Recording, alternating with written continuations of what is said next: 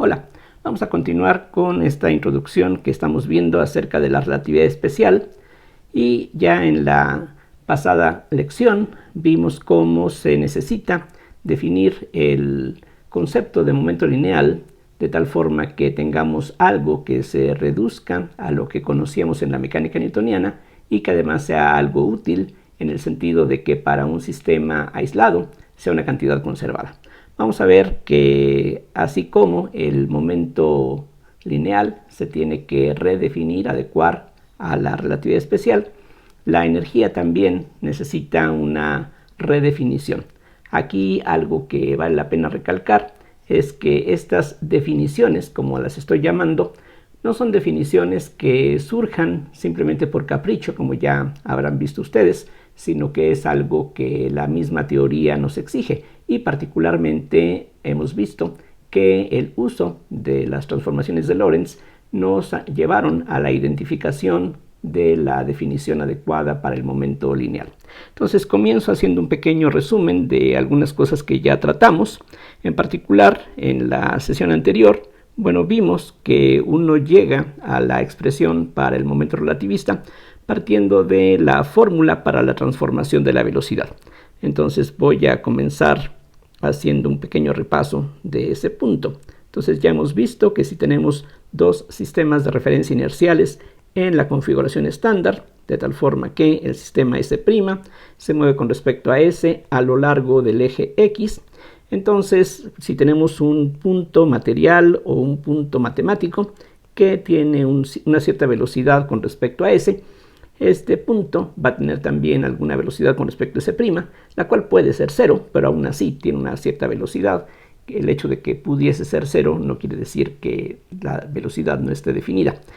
Bien, lo que encontramos es que Ux' tiene que ser igual a Ux menos b entre 1 menos b sobre c cuadrada Ux, U'y es igual a U sub y entre gamma por 1 menos b sobre c cuadrada Ux nuevamente, y finalmente Uz' es igual a U sub z entre gamma por 1 menos b sobre c cuadrada por Ux. Y en todas estas expresiones, en las últimas dos en particular, recordemos que gamma se define como 1 entre la raíz de 1 menos b cuadrada sobre c cuadrada, o también para abreviar, esto se suele escribir de esta otra manera, como 1 entre la raíz de 1 menos beta cuadrada, definiendo la beta como b sobre c, lo cual es una abreviatura conveniente. Entonces, utilizando estas fórmulas para la transformación de la velocidad, vimos en la lección anterior que, haciendo un experimento pensado, uno llega a la conclusión de que se puede definir una cantidad análoga que efectivamente se reduce a lo que conocíamos en la mecánica newtoniana para el momento lineal de una partícula, y esa definición vimos que se reduce a esto que escribo ahora. M sub 0, que es una constante que dependería en principio de cada objeto, de cada partícula, entre la raíz de 1 menos u cuadrada sobre c cuadrada. Aquí vale la pena comentar que este u cuadrada es simplemente el producto punto de u punto u, o lo que es lo mismo, la magnitud del vector u al cuadrado. Simplemente esta es una notación que se emplea frecuentemente, multiplicado por u. Entonces, como mencionaba en la lección anterior, esta m sub 0 es una constante que se conoce como la masa en reposo de este objeto, de esta partícula, por ejemplo.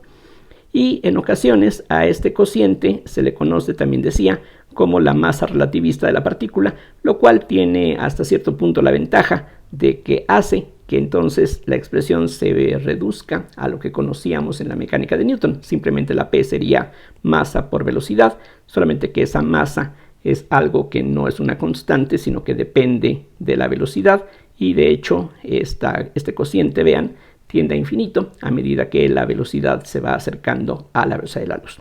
Bien, entonces vamos a investigar ahora qué es lo que ocurre cuando pasamos de un sistema de referencia inercial a otro. Es decir, esta expresión que aquí tenemos sería la fórmula para determinar el momento lineal de un objeto que tiene una cierta masa en reposo, y lo que nos interesa ahora y aquí se ve que no resulta tan difícil de hacerlo.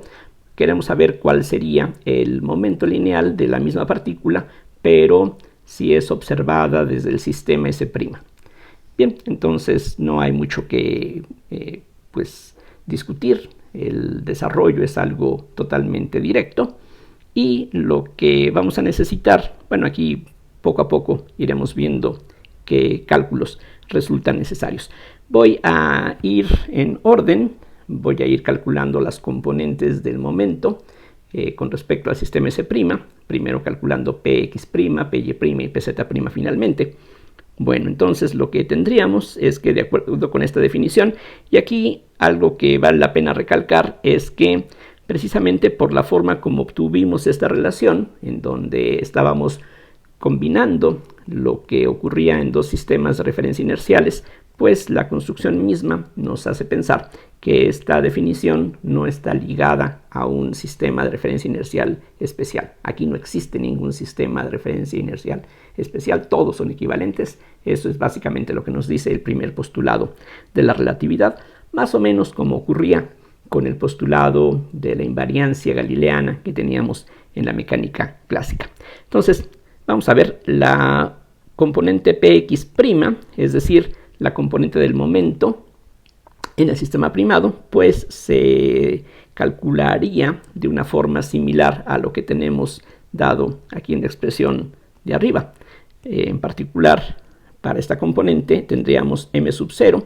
m⁻⁴ se entiende que sería una constante que no depende del sistema de referencia, es decir, es una característica de una partícula. Si pensamos, por ejemplo, en un electrón, su masa en reposo es aproximadamente 9.1 por 10 a la menos 31 kilogramos, y esa sería una cantidad característica de la partícula, y solamente cuando se está moviendo con alguna velocidad, entonces da la impresión como si la inercia de la partícula estuviera cambiando precisamente por aparecer este cociente.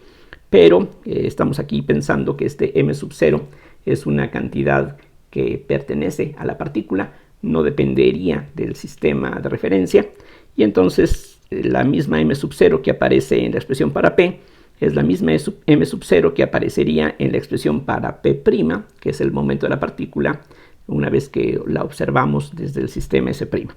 Entonces aquí lo que tendríamos en el denominador sería 1 menos u' al cuadrado sobre c cuadrada por u'x. Con la u'x no hay mucho problema. Aquí precisamente arriba a la derecha tenemos la expresión necesaria.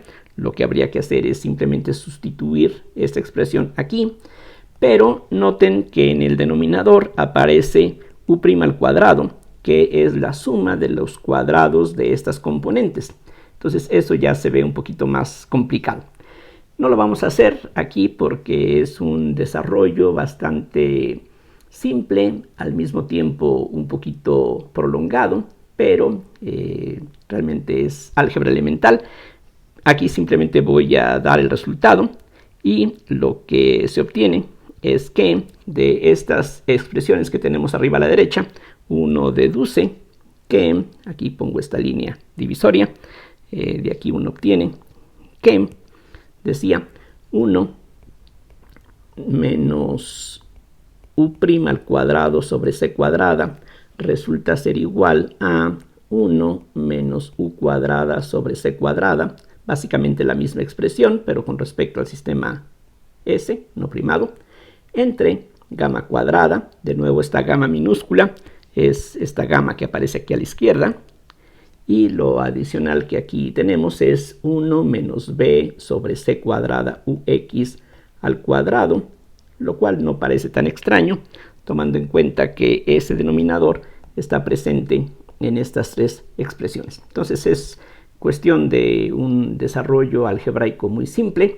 Hay que tomar el cuadrado de estas expresiones y sumarlos para encontrar la u' al cuadrado. Uno hace entonces esta resta, y simplificando todo lo que se puede, uno llega a esta expresión precisamente.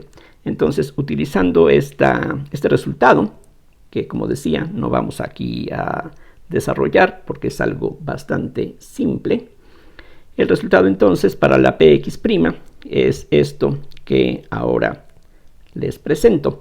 Lo que necesito en el denominador es la raíz cuadrada de esta combinación. Entonces nos va a quedar la raíz cuadrada de esta diferencia. Aquí está. 1 menos u cuadrada sobre c cuadrada. Por la raíz cuadrada, bueno, entre la raíz cuadrada de esto que se convierte pues en parte del numerador. Es decir, vamos a tener gamma por 1 menos b sobre c cuadrada ux. Entonces, todo eso que ya tenemos ahí escrito apenas corresponde a este primer factor. La masa en reposo ahí está. Y la raíz de esta diferencia la obtenemos de este resultado. Y lo único que falta ahora es sustituir la ux', que también aquí tenemos a la vista. Entonces, eso nos lleva al cociente ux menos b entre 1 menos b sobre c cuadrada ux.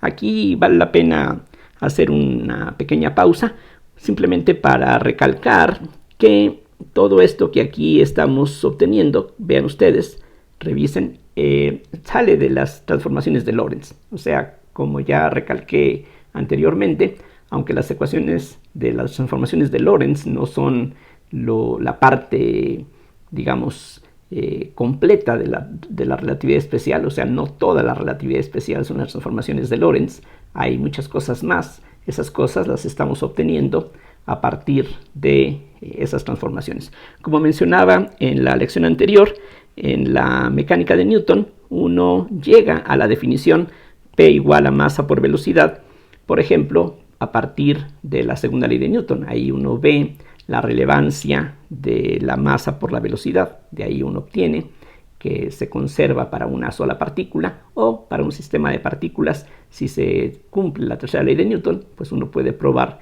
que el momento total se conserva. Como aquí todavía no tenemos algo que tome el papel de la segunda ley de Newton, entonces lo que hicimos fue irnos por otro camino muy diferente a lo que normalmente hacemos en la mecánica de Newton, pero pues ya hemos llegado a esta expresión y aquí pues queremos ver qué pasa cuando hacemos pues este cambio de sistema de referencia. Vean ustedes entonces que aquí tenemos una cancelación, esta combinación desaparece y lo que queda se puede escribir de la siguiente forma, como gamma que multiplica a m0 por ux entre la raíz de 1 menos u cuadrada sobre c cuadrada. Aquí realmente no es necesario poner la flechita sobre el vector u, ya con el cuadrado se puede sobreentender que estamos hablando de la norma al cuadrado del vector, pero no nos estorban ni cuesta mucho trabajo agregar la flechita para indicar que estamos hablando del cuadrado del vector, o sea que aquí están involucradas las tres componentes de la velocidad. Bien, entonces ese sería el primer término y el segundo término quedaría entonces expresado así, como menos b.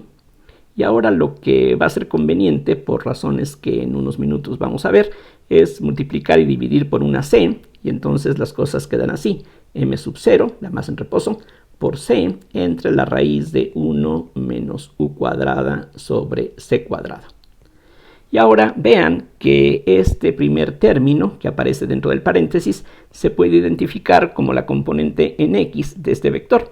Vean ustedes que lo que queda en esta fracción involucra solamente a las componentes de la velocidad con respecto al sistema S, y precisamente esta combinación es lo que corresponde, decía, a la componente en x del momento, tal como se observa en el sistema S. Entonces esto se puede escribir como gamma por p sub x menos b sobre c, si ustedes quieren beta, como ya decíamos es una abreviatura conveniente, por m0c sobre la raíz de 1 menos u cuadrada sobre c cuadrada. El primer término que tenemos aquí dentro del paréntesis pues no requiere de mucho análisis o discusión, simplemente es una componente del momento. Lo que se ve aquí en este momento algo novedoso, extraño, es este segundo término que pues no tendríamos en este momento todavía una forma de identificar o de saber qué cosa pudiera representar. Entonces ahorita dejamos este resultado ahí pendiente y nos concentramos en las otras componentes cartesianas del momento. Y de hecho, recuerden que lo que ocurre con Py y Pz va a ser algo similar, debido a que los ejes y y z son intercambiables, son dos direcciones perpendiculares a la dirección de movimiento relativo, así es de que lo que tengamos para la P'y va a ser pues similar a lo que tendríamos con la z. Entonces P'y, de acuerdo con esta expresión general, simplemente poniéndole prima a donde corresponde, pues sería la masa en reposo de la partícula sobre la raíz de 1 menos u' al cuadrado sobre c cuadrada por u'y.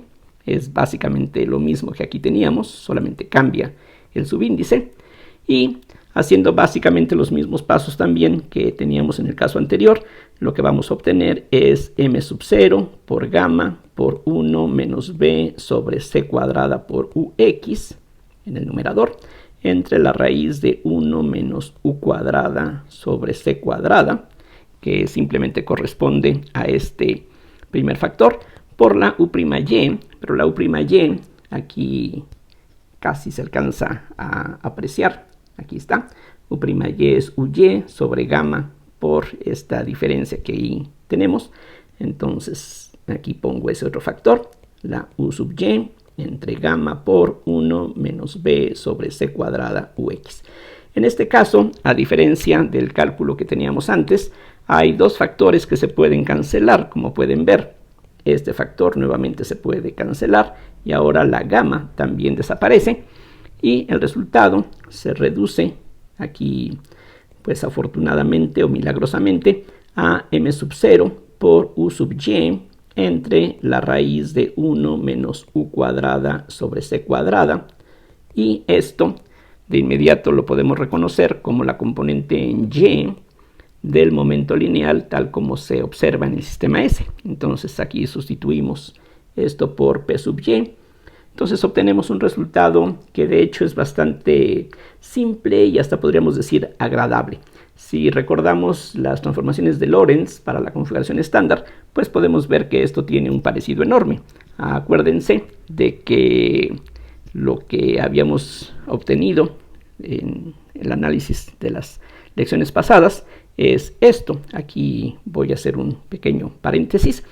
Vimos que si en algún momento los orígenes coinciden, entonces las transformaciones de Lorentz nos dicen que para cualquier suceso, las coordenadas de ese suceso se transforman de esta forma. X' es igual a gamma por x menos b por t. Pero ese b por t lo podemos escribir como beta ct. Vimos que y' es y, z' es z. Y si nos fijamos no en la t', sino en ct', esto ya lo hicimos en las lecciones anteriores, lo que uno obtiene es gamma por ct menos beta x. Entonces conviene fijarse en esta combinación c por t en lugar de t sola, entre otras razones porque de esa forma estas cuatro cantidades tienen las mismas dimensiones, son longitudes. Velocidad por tiempo nos da una longitud. Y vean que cuando utilizamos esta combinación de c por t, estas dos ecuaciones muestran una simetría. Si uno cambia x por ct, una ecuación se transforma en la otra. La x' se cambia por zt', entonces aquí hay una relación bastante agradable. Como decía, una vez que sabemos cómo se transforma la componente y del momento, pues para la componente z no es necesario hacer todos los pasos de nuevo, sino que de inmediato nos podemos convencer que se tiene que Pz' es igual a Pz. Entonces comparen estas tres fórmulas. Aquí simplemente recuerden esto que aparece aquí es la Px', así es de que voy a ponerlo aquí a la mano para que veamos la similitud que existe entre estas tres expresiones con estas tres ecuaciones que tenemos aquí. Vean que Py' es Py, que se parece al hecho de que y' es y. Pz' es Pz, que se parece a esta ecuación.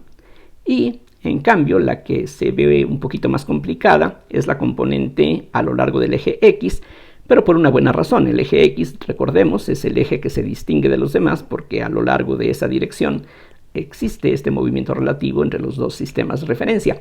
Pero bueno, comparemos esta ecuación con esta. Entonces aquí aparece la gamma, igual que aquí. De un lado tenemos la x', aquí adentro aparece la x sin primar, aquí ocurre algo similar. Aquí tenemos un menos beta, igual que aquí. Entonces esta cantidad sería algo análogo, por lo menos en lo que a las transformaciones se refiere, a la cantidad Ct.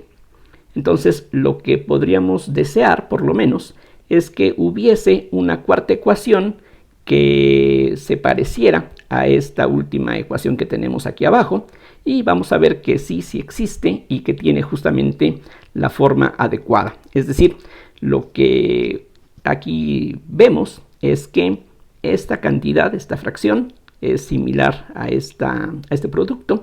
Entonces vamos a calcular cuánto valdría este cociente si lo determinamos en el sistema S'.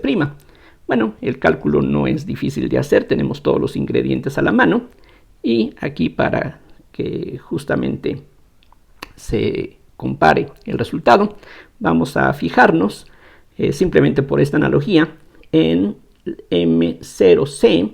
Tanto la masa en reposo de la partícula como la C son cantidades que no dependen del sistema de referencia. Aquí lo único que sí depende del sistema de referencia es la velocidad de la partícula.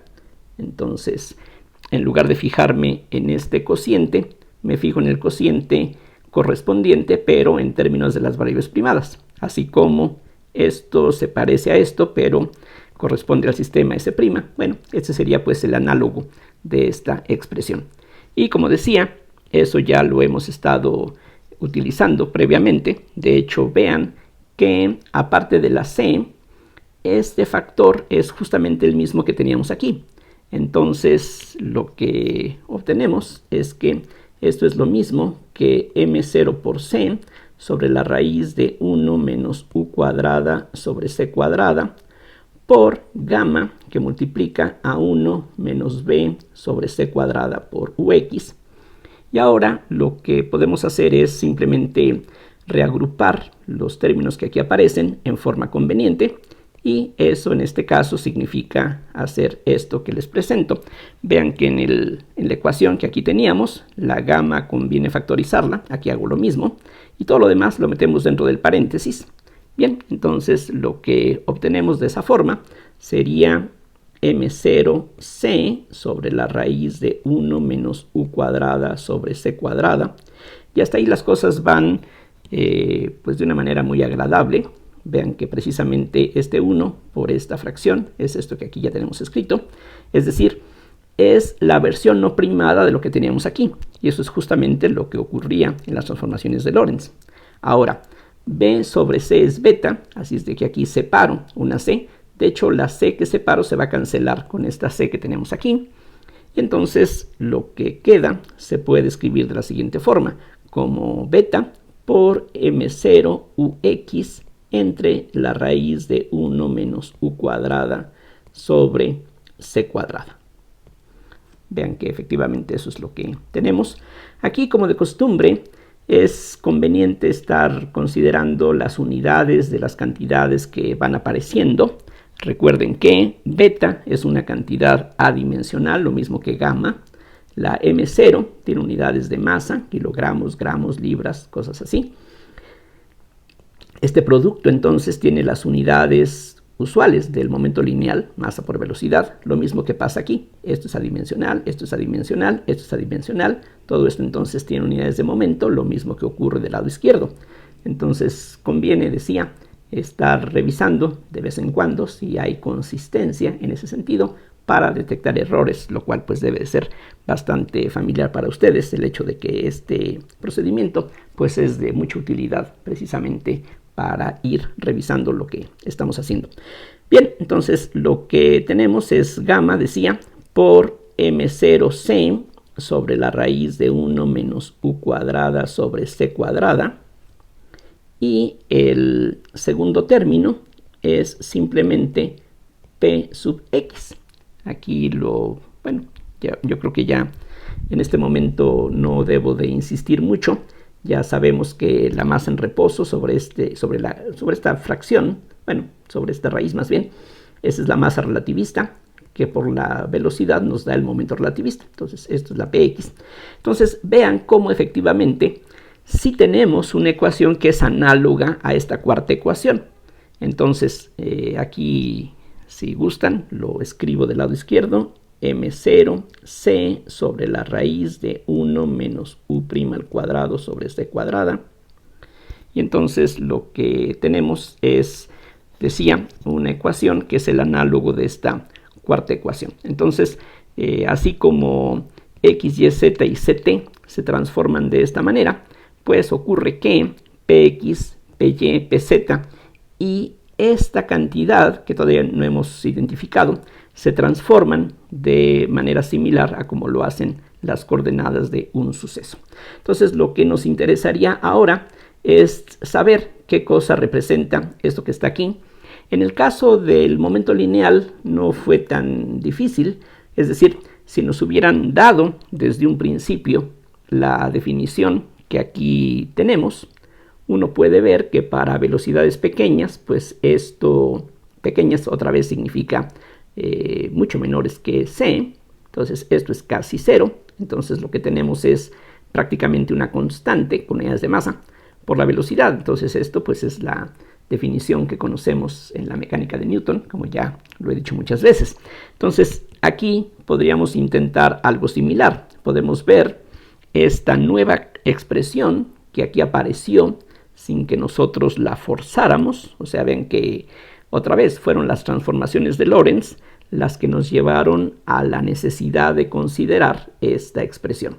Bien, ¿qué pasa si estamos pensando en una velocidad muy cercana a cero, es decir, mucho menor que c? Entonces este cociente es despreciable y lo que queda para toda esta cantidad es simplemente m0 por c, que es una constante, entonces no se ve muy reveladora, es una constante que tiene unidades de momento lineal, y eso pues definitivamente no nos sugiere qué pudiese ser o a qué pudiese corresponder en la mecánica newtoniana. De hecho, en la mecánica newtoniana, la velocidad de la luz no tiene ningún papel importante. La velocidad de la luz es como cualquier otra velocidad. En el contexto de la mecánica de Newton, la c no representa ninguna barrera, como ya decía anteriormente. Si, por ejemplo, pensamos en la distribución de velocidades moleculares de Maxwell, allí se puede suponer sin ningún problema, sin ninguna contradicción, que las moléculas son capaces de tener velocidades tan grandes como queramos. 10 a la 3 veces la velocidad de la luz o 10 a la 80 veces c, no importa, ahí no hay ningún tope para las posibles velocidades. Y allí en la mecánica de Newton decía, la c no tiene pues ningún papel importante. Aquí en las transformaciones de Lorentz y en la relatividad especial, la c sí tiene un papel fundamental y aquí lo podemos ver. Bueno, entonces regreso a lo que estaba diciendo. Para velocidades pequeñas con respecto a la velocidad de la luz, esto es prácticamente cero y lo que queda es prácticamente m0 por c, que sería una constante, y no se ve eso a qué pudiera corresponder o qué pudiera representar. Pero si no nos vamos a ese extremo de plano despreciar este cociente, sino que vemos qué diferencias hay con respecto a la constante que aquí tendríamos, vamos a ver que eso nos permite interpretar efectivamente a este cociente en términos de cosas que conocemos de la mecánica clásica. Entonces aquí trazo esta línea divisoria y vamos a fijarnos entonces vamos a hablar acerca del significado de este cociente, m sub 0 por c sobre la raíz de 1 menos u cuadrada sobre c cuadrada. Entonces de eso vamos a hablar enseguida. Y para eso simplemente lo que hacemos es escribir el denominador de esta otra forma, como 1 menos u cuadrada sobre c cuadrada a la menos 1 medio, lo cual es lo mismo que teníamos arriba. Y ahora utilizamos la fórmula del binomio de Newton y entonces lo que nos queda es la a, o como se llame, a la n. Entonces 1 a cualquier potencia nos da 1, entonces el primer término sería un 1. El siguiente término sería la n, el exponente. Entonces tendríamos un menos 1/2 de este primer término a la potencia menos 1/2 menos 1. Da igual porque de todas maneras 1, cualquier potencia decía es 1. Por la b. Entonces vamos a tener que multiplicar por menos u cuadrada sobre c cuadrada.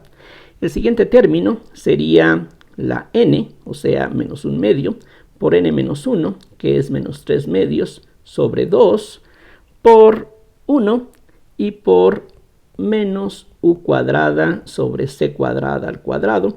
Y así podríamos continuar hasta el infinito. De hecho, no solamente podríamos, sino que deberíamos, para que efectivamente las dos cosas sean iguales.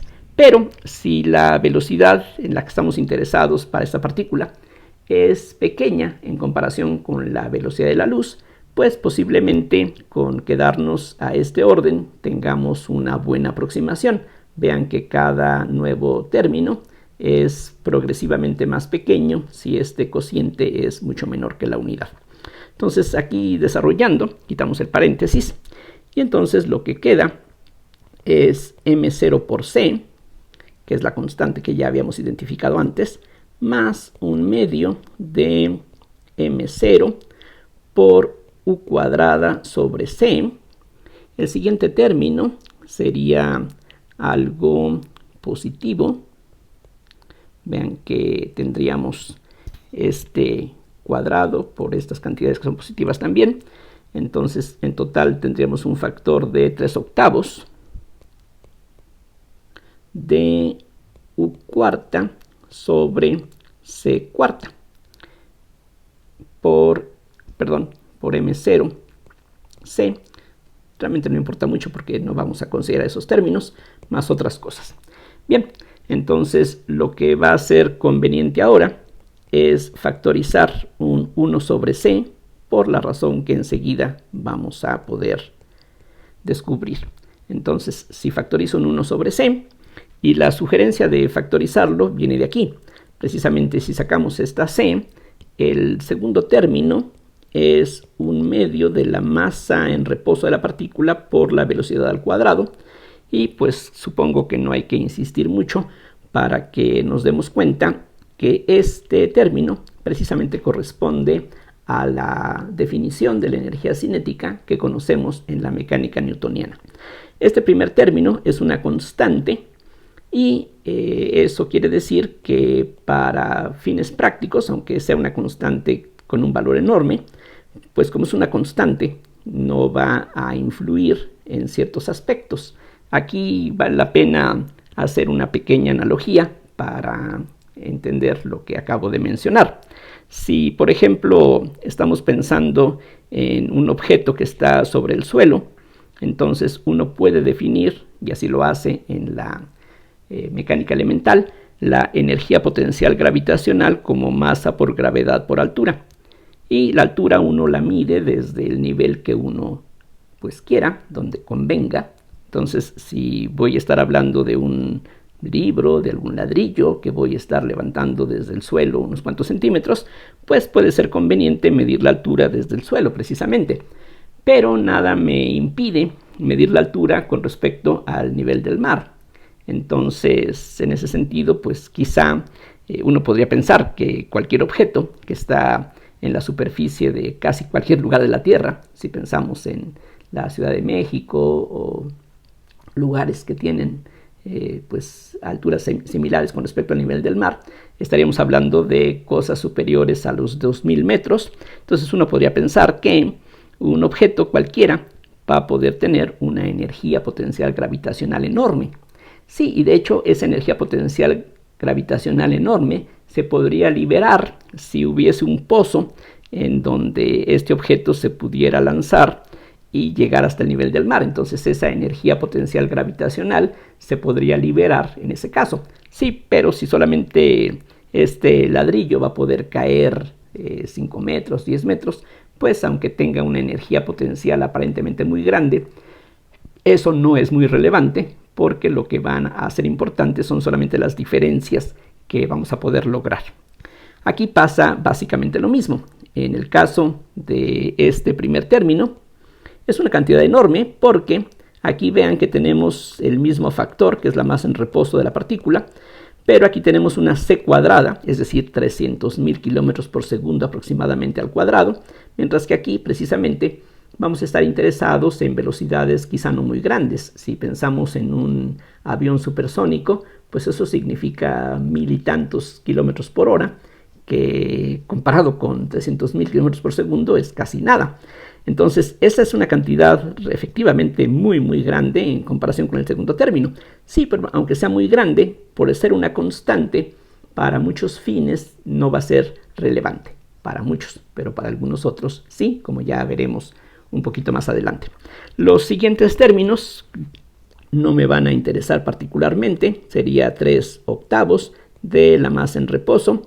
Entonces aquí tendríamos la velocidad de la partícula a la cuarta potencia sobre, aquí en total tendríamos una c cuadrada, y así podríamos continuar con el desarrollo en serie. Y como decía, si efectivamente estamos interesados en velocidades muy pequeñas en comparación con la velocidad de la luz, este primer término puede ser muy grande, pero es constante, así es de que el que es importante es este que está aquí en medio, porque es mucho más grande que los que siguen. Es mucho más pequeño que el primero, pero el primero es una constante, así es de que esa constante, como explicaba hace rato, no va a ser en muchos sentidos muy importante. Entonces, lo que podemos concluir es que esto que aquí hemos descubierto, pues se relaciona con la energía cinética, así es de que lo que podemos hacer es pensar que esta expresión que apareció antes se puede definir como la energía relativista de la partícula. Y eso es justamente lo que vamos a hacer. Entonces vamos a decir que la energía relativista de la partícula, que vamos a representar con una E de energía, pues sería entonces esta expresión multiplicada por C, para que precisamente tenga unidades de energía. Entonces lo que nos queda es m0 c cuadrada sobre la raíz de 1 menos u cuadrada sobre c cuadrada. Si recordamos que este cociente, que es el mismo que aparecía en la definición del momento lineal, si a eso le llamamos simplemente m, la masa relativista, pues lo que tenemos es la muy famosa fórmula de E igual a mc cuadrada.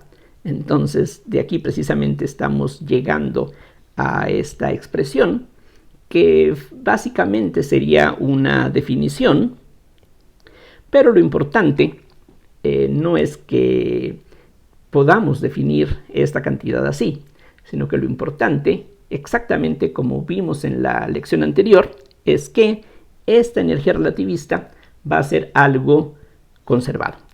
Aquí recordemos que en el caso del momento lineal que aparece aquí arriba, esta expresión no fue algo que nosotros hayamos propuesto simplemente por que era de nuestro agrado o porque simplemente pues una revelación nos llevó a esta expresión.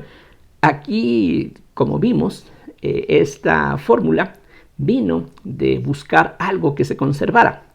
Entonces resulta que si el momento lineal se conserva, como precisamente esperamos, de ahí salió esa expresión, automáticamente la energía relativista se va a conservar. Entonces aquí sin querer, es decir, en el caso del momento lineal, allí sí andábamos buscando explícitamente en la lección anterior algo que se pareciera al momento lineal, y eso fue lo que tomamos como base para construir la expresión que finalmente descubrimos. Aquí no, aquí esta expresión, como ustedes pueden ver, sale de una manera natural gracias a las transformaciones de Lorentz, y pues entonces nos permite definir no solamente una cantidad que se parece a la energía cinética que conocemos de la mecánica clásica, sino que esta cantidad así definida es relevante físicamente porque automáticamente se va a conservar como consecuencia de que el momento se conserve. De hecho, aquí lo que va a ocurrir, y eso se debe a que la energía y el momento se mezclan en estas fórmulas. De hecho, ya con esta definición que aquí tenemos, las fórmulas que habíamos encontrado arriba se pueden ahora resumir así. Lo que tendríamos es que Px' es gamma por Px menos beta por E sobre C, Py' es Py, Pz' es Pz, y E' sobre C es igual a gamma por E sobre C menos beta Px. Aquí recuerden, la energía sobre C, aquí lo podemos ver, la energía sobre C tiene unidades de momento, masa por velocidad. Aquí precisamente estos cocientes con eso tienen que ver. Y como ya señalaba previamente, recuerden que las transformaciones de Lorentz tienen esta simetría. Si yo cambio x por ct, x' se cambia por ct'.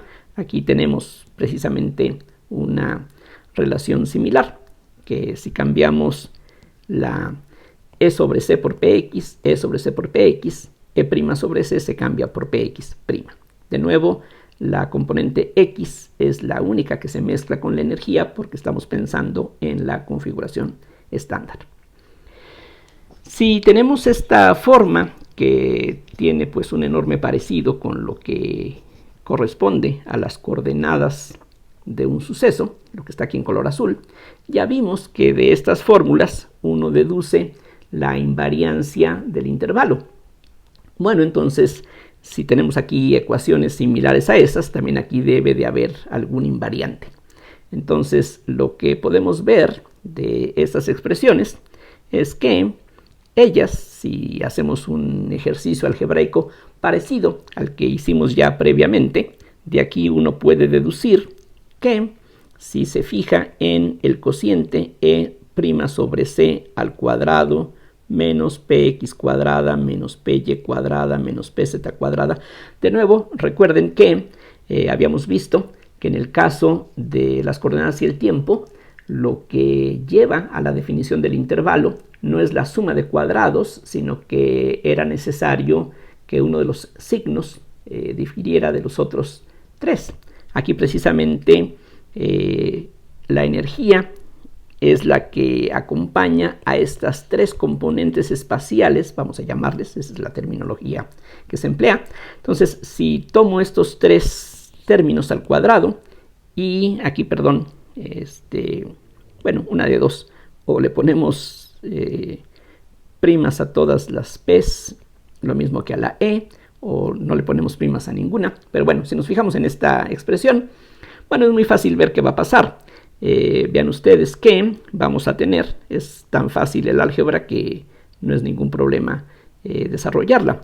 Este primer término, de aquí lo podemos obtener, sería gamma cuadrada, que multiplica a e sobre c menos beta px al cuadrado, mientras que del segundo término, este que está aquí, vamos a tener todo esto al cuadrado. La gamma cuadrada entonces es factor común, y entonces vamos a tener aquí menos px menos beta por e sobre c al cuadrado, mientras que la px' al cuadrado, py' al cuadrado, perdón, y pz' al cuadrado, pues son simplemente los cuadrados de las cantidades correspondientes sin la prima. Es decir, aquí tendríamos py cuadrada menos pz cuadrado. Entonces, desarrollando los binomios que se encuentran dentro de los corchetes, vean ustedes que vamos a tener e sobre c al cuadrado, que multiplica a un 1, que corresponde a este término, y de aquí vamos a tener un menos beta cuadrada. Y similarmente tendríamos un px cuadrada, que multiplica a un 1, que corresponde a este primer término. Aquí tendríamos menos px cuadrada, que es esto. Y de aquí vamos a tener un término positivo, que corresponde a tener aquí un menos beta cuadrada. Vean que precisamente de este término aparece un beta cuadrada px cuadrada, que es este producto con signo positivo, y los dobles productos de este con este y de este con este, debido a este signo menos, se cancelan. Así es que es todo lo que tendríamos. Y nuevamente aparece aquí menos py cuadrada menos pz cuadrada. Entonces, recordando la definición de gamma, uno puede darse cuenta de que justamente este gamma cuadrada cancela a este factor y a este, y por lo tanto llegamos a la conclusión de que, así como en la definición del intervalo que vimos previamente, aquí también tenemos una cantidad que resulta ser invariante. Esta combinación de cuadrados con las magnitudes primadas es idéntica, tiene el mismo valor numérico que esta combinación de cuadrados sin las primas. Es decir, si en algún sistema de referencia inercial calculamos esta combinación y el resultado es, por decir algo, 84 unidades, entonces en cualquier otro sistema inercial va a resultar exactamente lo mismo. Aquí ustedes pueden dudar si es en cualquier sistema, porque aquí estamos utilizando la configuración estándar. Sí, pero cuando nos fijamos en otra configuración que no sea el estándar, básicamente eso corresponde a cambiar la dirección de la velocidad, o lo que es lo mismo, que el eje X ya no coincida con la dirección de la velocidad. Sí, pero cualquier rotación de los ejes hace que esta combinación de cuadrados, vean que estos tres cuadrados juntos, con signo positivo los tres, simplemente nos dan la magnitud euclidiana del vector momento lineal. Para terminar, simplemente podemos ver cuánto vale esta combinación y vamos a ver que eso corresponde esencialmente a la masa en reposo de la partícula. Para eso simplemente lo que hay que hacer es recordar la definición de tanto la energía relativista como del momento relativista. Entonces, esto que aquí hemos obtenido se puede evaluar explícitamente. Entonces tenemos que E sobre C al cuadrado menos P cuadrada.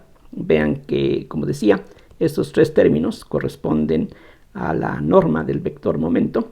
Entonces, utilizando las expresiones que teníamos dadas previamente, justamente E sobre C, aquí se ve, es M0C sobre esta raíz. Entonces, esto es M0C sobre la raíz de 1 menos U cuadrada sobre C cuadrada.